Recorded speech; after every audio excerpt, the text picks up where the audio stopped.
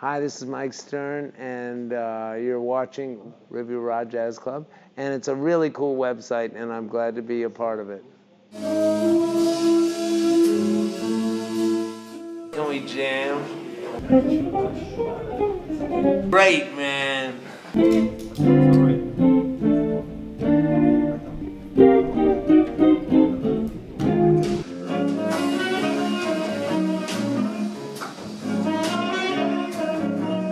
I love playing in France. I mean, it's a special event playing in France, always. It's a very musical country. There's some amazing musicians here. Amazing guitar players, of course, Borelli, who's a very good friend of mine, Borelli Legrand, or Sylvain Luc, or there's so many. The guy from Sixon, you know, I have stuff from him in my book. I stole some licks of his. He's an unbelievable guitar player. Unbelievable. So anyway, all these guys kick my ass. They're 10 times better than me. So but every time I play in France, there's this beautiful feeling, the love of music.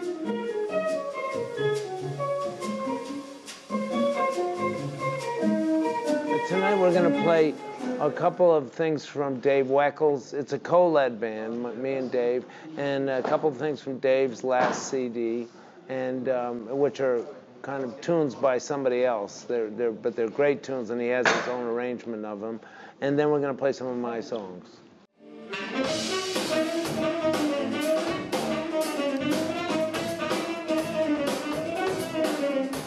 Well, I've got a new record coming out soon. Not coming out soon, I haven't done it yet. I have to do it. But I'm going to do it soon, in January, with a whole bunch of new tunes. I wanted to get Chick Corea on it, and this was all totally planned. I was supposed to do it on August 25th, and then July 3rd I broke my arms, and I have some nerve damage here, which is coming back slowly. It's going to come back. They say it'd take about a year, but I figured out a way to play, so I'm okay. So I can do the record in January, but I'm not exactly sure who's going to be on it. I think Dave, Tom Kennedy, I think probably John Patitucci on a couple things, and another bass player who I really dig, Tamor Fell, a new guy who's in New York, young cat, and some different people, probably, hopefully Richard on a couple of tunes, Richard Bona, and so we'll see. But I have all the songs written, so I'm all kind of good to go. Great. And Jim Beard will produce it. Jim Beard, he's an amazing piano player and brilliant cat.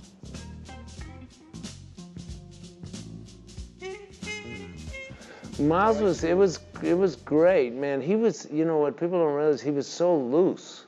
Like, we didn't know really what we were going to play, and we got together in his apartment, and we kind of rehearsed and kind of came up with stuff. You know, he had some ideas, but he wanted to keep it really like we jammed. We created the music kind of, it was very open and very minimal structures, and then we just jammed. And Marcus and Al were incredible. Marcus Miller and Al Foster. It was an amazing rhythm section. When you think about, Al Foster's more of a straight-ahead jazz player, but he can rock too. He can funk and all that stuff. But it's more from, and Marcus was more of a funk bass player, but he can swing his ass off. He can play everything. But just that Miles heard that and said, yeah, that's it, you know. He really liked that. When he heard me, I was playing with Billy Cobham, and he just dug it. Bill Evans came by, the saxophone player, brought Miles to hear me, and he liked it. I was so happy about that I got a chance to play with him. And really, it was because of Bill Evans. Bill Evans really kind of put that band together in some ways, helped Miles put it together. And it was a fantastic band. Then Mino Sunulu also was playing percussion, incredible. So it was fun. He was a little bit difficult to work with sometimes, but I was crazy in those years too, so it worked out. We got along great.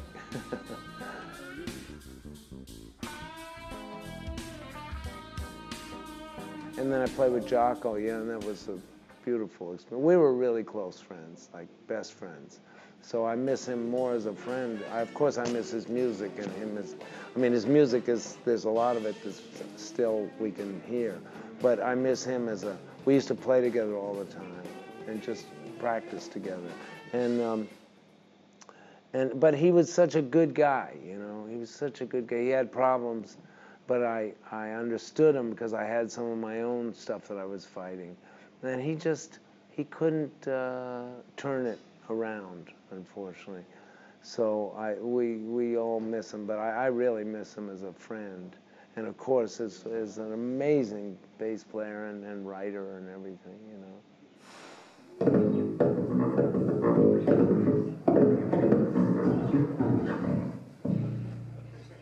No, just guitar. I played piano when I was little. My mom was a piano player, is a piano player still. So not professional, but she was almost, you know, classically trained, and then she had a bunch of kids, so that was that. So I started off playing piano and kind of little classical stuff, and I loved it. But then I picked up the guitar when I was around 10 or 11, and it was the instrument for me. It was just kind of my choice, you know. And so, because when you're a kid, you don't want to be like, you know, my mom wanted me to play piano, so I figured I'd get my own identity, you know. So, but when I started with the guitar, it was easy for me to fall in love with. It was just something that felt very natural. So I've been kind of basically just concentrating on the guitar ever since, you know. That and trying to write some as much as I can, you know, and trying to learn about music because it's endless. I mean, I feel like I don't know anything after all these years, you know. But it sure is a great journey to be on.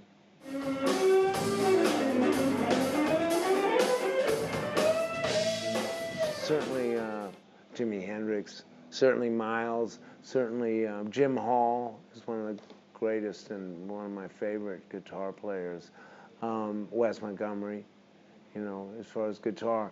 And then as far as a lot of horn players, Michael Brecker, who I played with a lot, you know, over the years.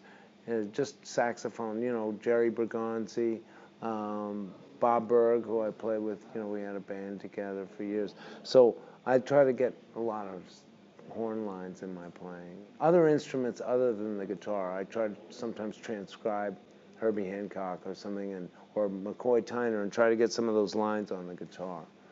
Not exactly, but just kind of the concept. So you come up with less guitaristic ideas, more coming from a different place. It's kind of cool. That's where my baby stays. Sometimes on the road, for instance, I'll carry a little piece of paper.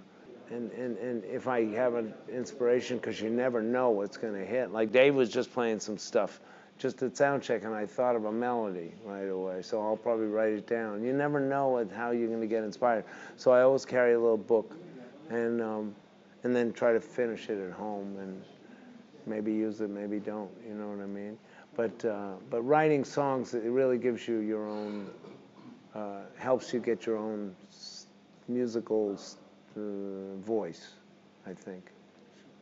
Okay, thank you very much. I won't take it long. Thank you very much.